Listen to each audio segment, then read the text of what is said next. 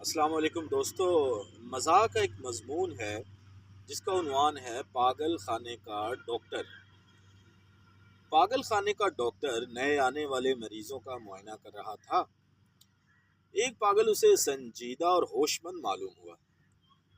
Doctor نے پاگل سے پوچھا، بھئی تمہیں یہاں کیوں لایا گیا ہے؟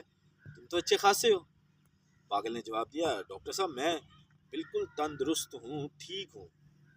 دراصل ہوا یوں کہ میں نے ایک عورت سے شادی کر لی جس کی 18 سال کی جوان لڑکی تھی۔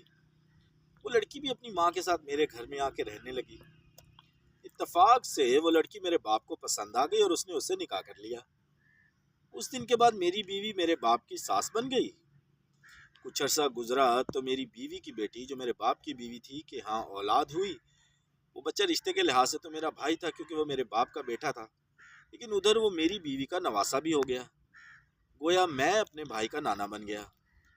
کچھ دن اور گزرے تو میری بیوی کے ہاں بھی اولاد ہوئی۔ اس دن کے بعد میرے باپ کی بیوی سوتیلے بھائی کی بہن ہو گئی اور ادھر وہ اس کی دادی بھی ہو گئی کیونکہ وہ اس کے شوہر یعنی میرے باپ کا پوتا تھا۔ گویا میرا بچہ اپنی دادی کا بھائی بن گیا۔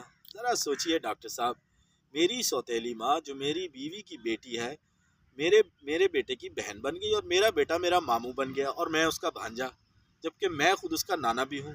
اور میرے باپ کا لڑکا جو میری بیوی کی لڑکی کا لڑکا ہے وہ میرا بھائی بھی ہے، میرا نواسا بھی۔ ڈاکٹر نے کہا، خدا کا واسطہ بند کرو یہ سب ورنہ میں پاگل ہو جاؤں گا۔